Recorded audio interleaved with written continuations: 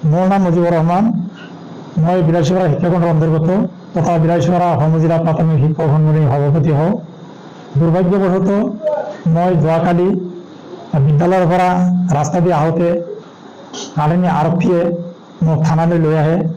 থানাত আহি মই জানিব পাৰিলোঁ যে কিছুদিন আগত দুটা ফৈদৰ মাজত মাৰপিট ঘটনা সংঘটিত হৈছিল। উক্ত ঘটনাৰ লগত মই জড়িত নাই, উপস্থিত নাছিলোঁ। পিছত আমাৰ আৰক্ষী মহোদয়ে এই ঘটনাটো মোক সোধ-পোছ কৰি মোক বিনা চৰ্তে এৰি দিয়ে।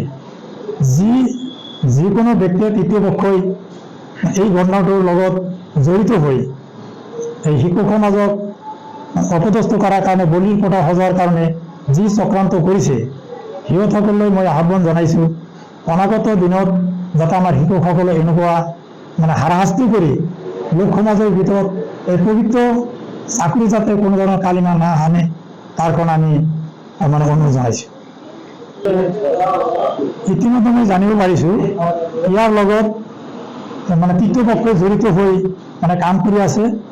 মই তৃতীয় পক্ষক জনাইছোঁ যাতে কোনো শিক্ষকক এনেকুৱা বলি পঠা নহজায়, যাতে সমাজৰ হৈ কাম কৰে আৰু সমাজৰ উন্নয়নৰ কাম কৰে। কোনো শিক্ষকৰ ফালে যাতে এনেকুৱাই লাগি নাথাকে, তাৰ কাৰণে আমি আহ্বান জনাইছোঁ।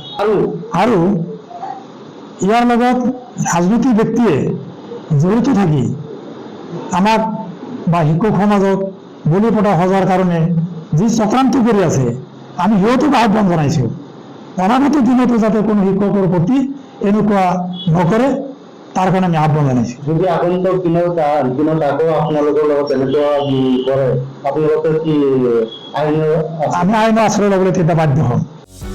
যিকোনো খবৰৰ বাবে যোগাযোগ কৰক আমাৰ এই নম্বৰত 9181 307 221।